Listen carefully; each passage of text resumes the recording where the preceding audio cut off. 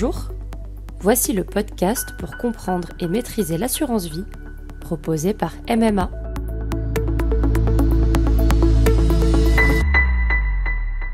Bonjour à toutes et à tous et bienvenue dans ce nouvel épisode de notre podcast dédié à l'épargne et à l'investissement. Aujourd'hui, nous recevons Michael Joussaume, responsable du pôle expertise marché financier au sein de la direction Assurance Vie. En compagnie de notre invité, nous traiterons des bonnes pratiques d'investissement en assurance vie à adopter pour s'adapter aux évolutions de l'environnement économique. Nous parlerons notamment d'inflation, de désinflation, ainsi que des impacts que ces phénomènes ont sur notre vie quotidienne et plus particulièrement sur notre épargne. Alors, pourquoi faut-il tenir compte de ces événements ? Comment réagir lorsque l'économie et les marchés financiers sont chahutés ?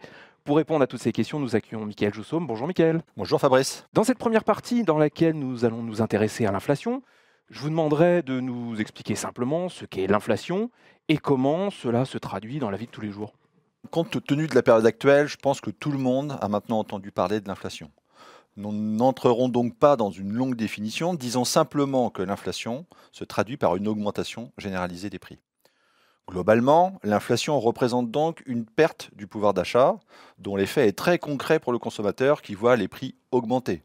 Pour l'épargnant, les effets de l'inflation sont plus sournois, puisqu'ils ne se mesurent pas au quotidien, mais on peut là aussi évoquer une perte du pouvoir d'achat de l'épargne. Ainsi, les biens ou services que l'épargnant peut acheter aujourd'hui avec ses économies sont supérieurs à ce qu'il pourrait acheter demain. C'est exactement le phénomène de l'inflation. Enfin, je rappellerai que l'inflation est un phénomène globalement positif jusqu'à une certaine limite, bien entendu, puisqu'elle est synonyme de croissance économique. Et pourquoi, lorsque l'on détient des avoirs et des contrats d'épargne, faut-il se préoccuper de ce phénomène économique ? En clair, est si important ? Comme je l'ai dit là tout à l'heure, quand l'inflation est élevée et qu'elle dure dans le temps, cela va provoquer une perte du pouvoir d'achat pour les consommateurs comme pour les épargnants. La différence, c'est certainement que les conséquences sont moins visibles. On l'a dit, plus sournoises pour les épargnants. Lorsque l'inflation progresse, les rendements de l'épargne dite sécurisée ont tendance à augmenter. Pas en raison de l'inflation, mais en raison de la hausse des taux d'intérêt qui accompagne l'inflation. Aussi, l'épargnant a l'impression que le rendement de son épargne progresse, ce qui est vrai lorsqu'on regarde uniquement le taux, mais ce qui est faux lorsqu'on regarde ce taux et qu'on le compare justement au niveau de l'inflation. C'est ce qu'on appelle le rendement net de l'inflation. Aussi, en matière d'inflation, comme dans beaucoup de choses d'ailleurs, mieux vaut une inflation modérée avec des taux d'intérêt qui le sont également, ce qui permet d'apporter un rendement net positif, plutôt qu'une forte inflation avec des taux d'apparence plus élevés, mais qui restent en fait inférieurs au taux de l'inflation lui-même. Ce qui génère au final un rendement net de l'inflation négatif pour l'épargnant, qui va se positionner uniquement sur des placements sécurisés, bien sûr. En cas d'inflation, quelle est la conduite à tenir, Michael ? Agir rapidement sur ces contrats ou au contraire, ne pas s'en préoccuper ? Alors en cas de forte inflation comme de tout autre événement non maîtrisé par l'épargnant, l'important est comme souvent de rester concentré sur ses objectifs à moyen, mais surtout à long terme. Ainsi, la proportion de placement qui a été définie à l'origine pour atteindre l'objectif doit être conservée indépendamment des actualités de court terme. En revanche, dans une période de forte inflation, mettre ses économies à l'abri signifie assurément une perte du pouvoir d'achat. Donc il ne faut surtout pas réagir dans la précipitation et il faut garder son sang-froid. C'est d'autant plus important que la performance se construit dans le temps en capitalisant les performances dans la durée. Alors globalement, quels sont les placements les plus sensibles à l'inflation ? Alors d'une manière générale, tous les produits qui affichent un taux d'intérêt fixe ou un taux d'intérêt garanti, comme les livrets justement. Prenons par exemple le livret A, que tout le monde connaît. Avec l'inflation, son taux a été relevé pour atteindre 3% en février 2023. C'était bien mieux que les 0,5 d'il y a quelques années, bien entendu. Mais si l'inflation est à 6%, cela représente néanmoins une perte de 3%. 3% de rendement, 6% d'inflation, donc on est bien à 3% de taux de rendement net. A l'inverse, lorsque l'inflation est sur une tendance baissière, les pouvoirs publics ajustent le taux du livret A en suivant cette même tendance, ce que nous avons vécu en début d'année 2025. Par exemple, à fin 2024, l'inflation n'a progressé que de 1,8%. Résultat, justement, en février 2025, le taux du livret A est passé de 3 à 2,4%. Et est-ce que l'inflation a des effets sur l'assurance vie ? Et si oui, dans quelle mesure ? Alors, quand on parle d'assurance vie, on parle en fait d'un contrat qui permet de faire de nombreuses choses et qui propose de nombreuses solutions d'investissement. Comme vous le savez, vous pouvez investir en support en euros ainsi qu'en unité de compte en contrepartie d'un risque de perte en capital. Les supports en euros sont connus pour protéger le capital contre la perte, car ils vont majoritairement investir dans des obligations. Toutefois, même si l'épargne est garantie, l'érosion de la valeur du capital est inévitable en raison de l'inflation. Et l'assurance vie permet vraiment de s'adapter à ce contexte? Tout à fait, l'assurance vie est une solution efficace pour justement contrer ce phénomène de l'inflation. En effet, comme vous le savez, vous pouvez investir en unité de compte et selon le support en unité de compte sélectionné, vous pouvez ainsi capter une partie des performances générées par les marchés financiers et ainsi atténuer les effets de l'inflation sur votre capital. Alors nous venons d'aborder la question de l'inflation. Michael, si vous le voulez bien, je vous propose de continuer sur notre lancée et de nous intéresser maintenant à un autre phénomène économique connexe qu'est la désinflation. Alors, que se passe-t-il dans un contexte désinflationniste? Vous pouvez là encore nous éclairer sur le sujet? Oui, c'est assez simple quand on vient de définir l'inflation, puisqu'on peut définir la désinflation comme un ralentissement de l'inflation. En clair, une réduction de la hausse des prix. À ne pas confondre malgré tout avec la déflation qui, elle, correspond à une baisse généralisée des prix. Donc si je vous suis bien, on peut penser, au vu de cette définition, que la désinflation est finalement une bonne nouvelle. Alors oui, effectivement, la désinflation peut être perçue comme une bonne nouvelle, et notamment par les consommateurs, puisqu'elle va leur permettre de recouvrer du pouvoir d'achat, ce qui peut stimuler la consommation et donc au final l'activité économique. En outre, la désinflation peut être interprétée comme un signe positif pour les investisseurs et les marchés financiers, car cela marque le retour à une certaine stabilité économique.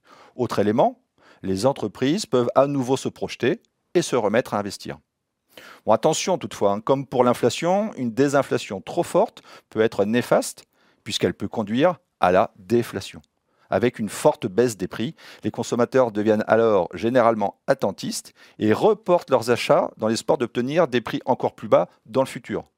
Pour les entreprises, si l'activité et les prix baissent, elles peuvent rencontrer des difficultés à maintenir leurs marges ou à rembourser leurs investissements. On entre alors dans un cercle économique vicieux et non plus vertueux. Et dans un contexte désinflationniste, alors maîtrisé, hein, j'entends, y a-t-il des opportunités à saisir en matière d'investissement? Alors, la désinflation crée un contexte particulier qui nécessite une adaptation des stratégies d'investissement. Avec une stabilisation des taux d'intérêt, on observe que la désinflation est généralement favorable aux actions et aux obligations d'État, car elle offre une marge de progression pour les valorisations futures. En clair, la baisse de l'inflation amène les marchés à faire preuve de plus d'optimisme. Mais globalement, des opportunités sont certes à saisir. En pratique, ces événements vont peu affecter les épargnants puisque ce sont les professionnels de la gestion financière, comme les assureurs, qui prendront, si cela est nécessaire, des positions sur les marchés en fonction notamment des données économiques que l'on aura observées. Plus globalement, comment peut-on, en tant qu'épargnant, se prémunir des conséquences négatives de ces événements économiques souvent imprévisibles? Alors d'abord, c'est important, il ne faut pas s'imaginer pouvoir maîtriser ce qui est imprévisible. Par exemple, vouloir maîtriser la volatilité des marchés financiers est extrêmement difficile. En revanche, la diversification de ces placements est un excellent moyen pour ne pas trop subir les tendances de tous bords. Dans le cadre de l'assurance vie, la diversification va consister à répartir ces investissements sur plusieurs supports financiers. Le support en euros d'un côté et les supports en unité de compte de l'autre, afin de réduire autant que possible les risques, mais aussi optimiser les rendements en allant capter une partie des performances sur les marchés financiers. Et on peut vraiment diversifier avec des unités de compte? Globalement, les unités de compte sont investies sur des actifs très variés, principalement des actions et des obligations, qui vont représenter un univers d'investissement très large. Cette diversification permet de profiter des performances potentielles des différents marchés financiers, tout en diluant le risque lié à un seul type d'actif. En effet, en cas de baisse de l'un du support, les autres peuvent compenser cette perte, ce qui contribue à la stabilité globale du portefeuille. Il est important cependant de noter que les unités de compte ne garantissent pas le capital investi et que leurs valeurs peuvent fluctuer à la hausse comme à la baisse en fonction de l'évolution des marchés financiers.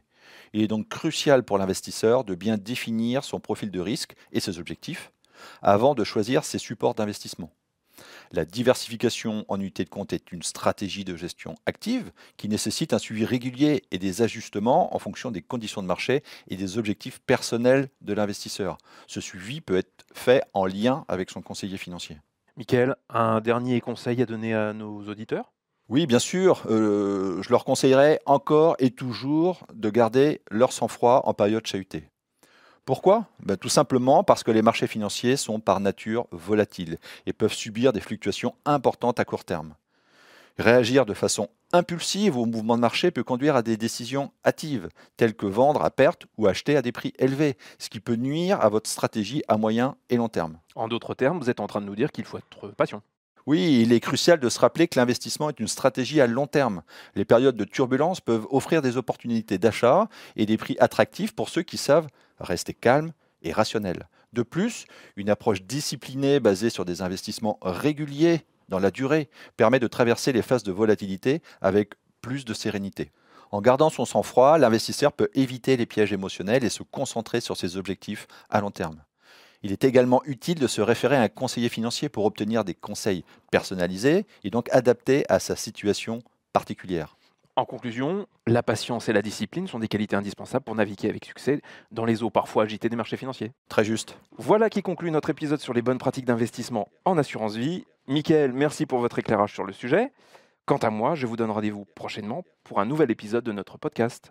À bientôt. À bientôt.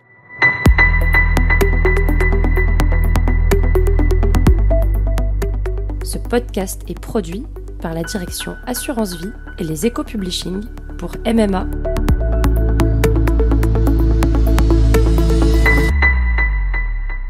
Les montants investis sur les supports en unités de compte ne sont pas garantis, mais sujets à des fluctuations à la hausse ou à la baisse, en particulier dépendant de l'évolution des marchés financiers. Cet investissement peut entraîner un risque de perte en capital supporté par l'adhérent.